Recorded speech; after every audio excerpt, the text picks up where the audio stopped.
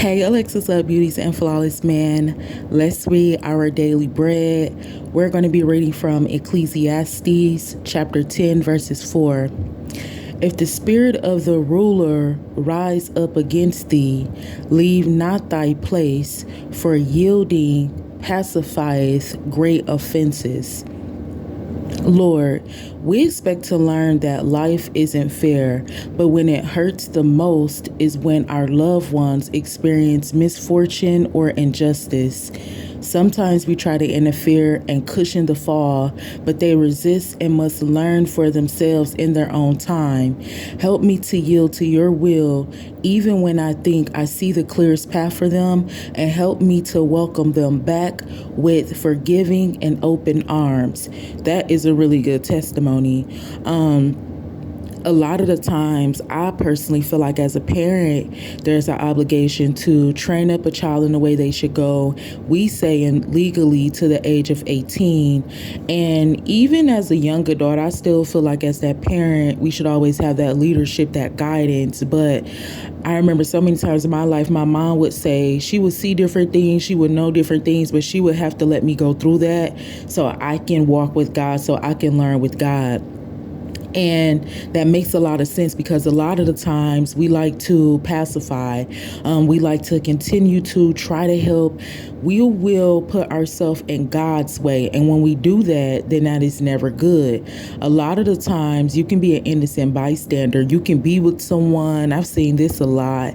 You can be with someone. You can be friends with someone, but you don't know their heart. Come on, Jesus. Just like Job said for his own children, he said, y'all have to pray every day on your own behalf because I don't know y'all heart. You have to save your own soul.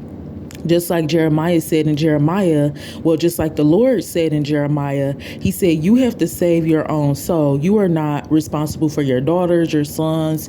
You have to save your own soul. So it is an obligation to train up a child in the way they should go, put them on the path, get them in position so they can know how to save their own soul. But when they're going through different things, they have to figure those things out. There is, to me, I believe, a more gentle way that we probably can let our kids go.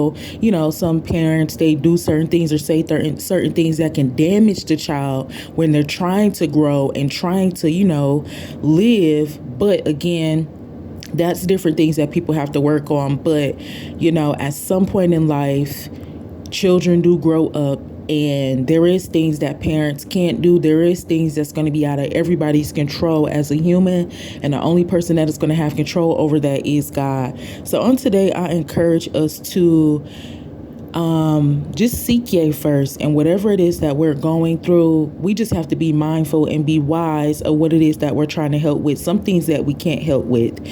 There's some people, places, and things that we can't be around, that we can't help do this and do that. So we just have to ask God for that wisdom, so we're not getting in his way, stepping on his toes, because again, life isn't fair. And sometimes, like the Lord told us in Jeremiah, sometimes things happen because people have called that on themselves. So we don't ever want to be caught in the wrong place at the wrong time with the wrong person, and then the Lord is showing them something, and then we're in their midst. So it is always safe to make sure we do our extended research in the spirit, so we can know who we're around, what we're getting ourselves into.